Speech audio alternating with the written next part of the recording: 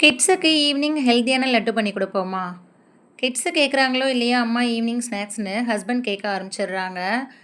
என் husband work விட்டு வந்தோனே, "என்ன ஸ்நாக்ஸ் இருக்கு?" அப்படின்னு கேட்பாங்க. அதுவும் ஹெல்த்தியான என்ன ஸ்நாக்ஸ் இருக்கு அப்படின்னு தான் கேட்பாங்க. ஏன்னா, அவங்க ஜிம்முக்கு போறதுனால அந்த மாதிரி தான் விரும்புவாங்க. இன்னைக்கு வந்துட்டு ஸ்நாக்ஸ் எதுவும் இல்லாததுனால, அவல் லட்டு தான் பண்ணி குடுத்துருந்தேன். அதுக்கு வந்துட்டு 1 கப் வேர்க்கடலை எடுத்திருக்கேன். அத நல்லா 2 நிமிஷம் வறுத்துக்கிறேங்க. அதுக்கப்புறம் 1/4 கப் வந்துட்டு பொரிகடலை எடுத்திருக்கேன். நீங்க டம்ளரா இருந்தா 1/4 கப்பு வந்துட்டு வேர்க்கடலையும், 1/4 கப்பு வந்துட்டு பொரிகடலையும் எடுத்துக்கோங்க.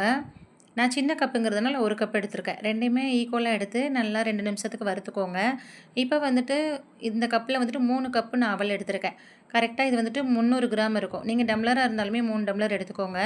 இது வந்துட்டு குவான்டிட்டி அதிகமா இருக்கு இல்லையா? நல்லா வறுத்து எடுத்தோனே குவான்டிட்டி கம்மியாயிரும். அந்த அளவுக்கு நல்லா வறுத்து எடுத்துக்கிறணும். கருகிராம வறுத்துக்கோங்க. நல்லா ஒண்ணு போல நல்லா வறுத்து எடுத்துக்கோங்க. இந்த மாதிரி வந்தோனே இத வந்துட்டு ஒரு பிளேட்ல மாத்தி நம்ம ஆற வச்சுக்கலாம்.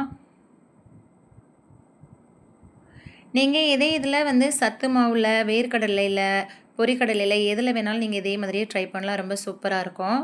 இப்போ வந்துட்டு அதே பேன்ல 2 ஸ்பூன் நெய் சேர்த்து நான் முழு முந்திரி வந்துட்டு 1 கப் நான் சேர்த்துருக்கேன். நல்லா தாராளமாவே சேர்த்துருக்கேன். நீங்க உடைச்ச முந்திரியா இருந்தாலும் சேர்த்துக்கலாம்.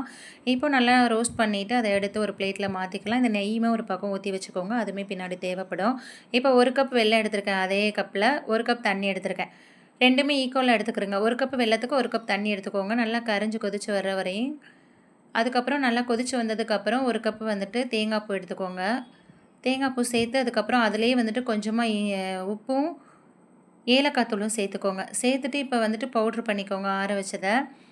நல்லா வந்துட்டு நைஸா அரைச்சிடாதீங்க. ரவை பதத்துக்கு அரைச்சிக்கோங்க போதும். ரொம்ப நைஸா அரைச்சா நல்லா தெரியாது. கொஞ்சம் கிரன்ச்சியா இருக்கணும் சாப்பிடும்போது. இப்போ நல்லா ஒண்ணு போல நல்லா மிக்ஸ் பண்ணி விட்டுக்கோங்க. இப்போ இந்த ஸ்டேஜில வந்துட்டு நம்ம வறுத்து வச்ச முந்திரியை சேர்த்துக்கலாம். முந்திரியை சேர்த்துட்டு நான் நெய் எடுத்து வச்சுருந்தேன் இல்லையா? அந்த நெய்யுமே நான் சேர்த்துக்கிறேன். கரெக்ட்டா 2 ஸ்பூன் அளவு ஒரு நெய் அதையும் சேர்த்துக்கிறேன். சேர்த்து நல்லா ஒண்ணு போல மிக்ஸ் பண்ணி விட்டுக்கோங்க.